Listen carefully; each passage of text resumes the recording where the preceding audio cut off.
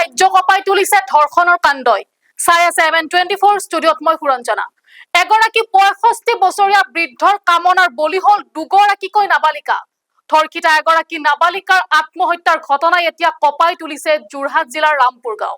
এগৰাকী 65 বছৰীয়া বৃদ্ধৰ কামনাৰ বলি হয় দুই নাবালিকা।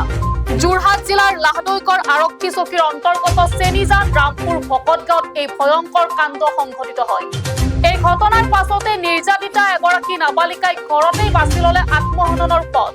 আৰু তাৰ পাছতে এই ঘটনাক লৈ উত্তেজনাপূৰ্ণ পৰিস্থিতি ভকতগাঁৱত। স্থানীয় উত্তেজিত ৰাইজে লম্পটটোক উত্তম মাধ্যম দি আৰক্ষীক গোটাই। ইতিমধ্যে আৰক্ষীয়ে গ্ৰেপ্তাৰ কৰিছে ৰাধেশ্যাম বাউৰী নামৰ নৰপিশাচটোক। কিন্তু ৰাইজৰ মাৰত গুৰুতৰভাৱে আহত হোৱা ৰাধেশ্যামক উন্নত চিকিৎসাৰ বাবে যোৰহাট চিকিৎসা মহাবিদ্যালয়লৈ প্ৰেৰণ কৰা হৈছে। ঘটনাটো সংঘটিত হৈছিল বৃহস্পতিবাৰে বিয়লি আৰু শুকুৰবাৰে বিয়লি নাবালিকা গৰাকীয়ে আত্মহত্যা কৰাৰ পাছতে উত্তপ্ত হৈ পৰে পৰিৱেশ। আৰক্ষীয়ে ঘটনাৰ তদন্ত অব্যাহত ৰাখিছে। ইয়াত ছোৱালীজনী কোৱা মতে যে ছোৱালীজনী আম খাবলৈ গৈছিলে দুজনী ছোৱালী, সৰু একদম 11 বছৰ 12 বছৰ হ'ব ছোৱালীজনী, যিকেইটা ছোৱালী গৈছিলে আম খাবলৈ। তাৰপিছত এইজনী ছোৱালী আম খাব যাওঁতে যেতিয়া আহোঁতে ছোৱালীজনীক মানে বল বস্তি ঘৰত সোমাই দিলে আৰু সোমাই পেলাই তলা মাৰি চাবি আৰু ৰছী দি বান্ধি দুজনী ছোৱালীক আৰু কাপোৰ মুখত দি ৰেপ কেছ কৰিছে বুলি এজনী ছোৱালী কৈছে যে এজনী ছোৱালী ৰেপ কেছ কৰিছে।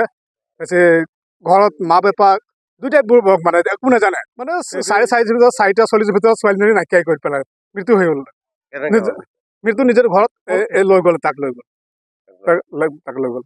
গাঁৱৰ মানুহে কি বিচাৰিছে, ৰাইজে কি বিচাৰিছে? ন্যায় বিচাৰিছে, তাক মাৰিয়ে পেলাবলৈ। ৰাইজেতো দেৰিকৈ আমিতো দেৰি গম পালোঁ, তাক মাৰি শেষে কৰিব লাগিছিলে। তাক যোনে হেৰি কৰিছে তাক 65 62 এনেকুৱা বছৰ হ'ব তাৰ। কি নাম আছিলে তেখেতৰ?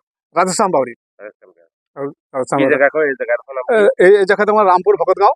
আৰু তাৰ আগতো শুনা মতে মোৰ 2-3টা কেছ ইয়াত হৈছে। ৰাধেশ্যাম বাউৰী, এই দুইজনকে চাইকেলৰ সৈতে ঘৰৰ ভিতৰত সোমাই জোৰ জবৰদস্তি কৰি ঘৰ ভিতৰলৈ সোমাই দিলে। চাইকেলে সোমাই দিলে, তলা মাৰি দিলে। তাৰ পাছত এই মানুহজনে কি কৰিলে, দুয়োজনকে ৰছীয়ে বান্ধি মুখত কাপোৰ দি কাপোৰ সোমাই দি আৰু এই এনেকুৱা জঘন্য কামটো কৰিলে, মানে ৰেপ কৰিলে বুলি গম পাইছে। এইটো কালিৰ ঘটনা। আজি আমি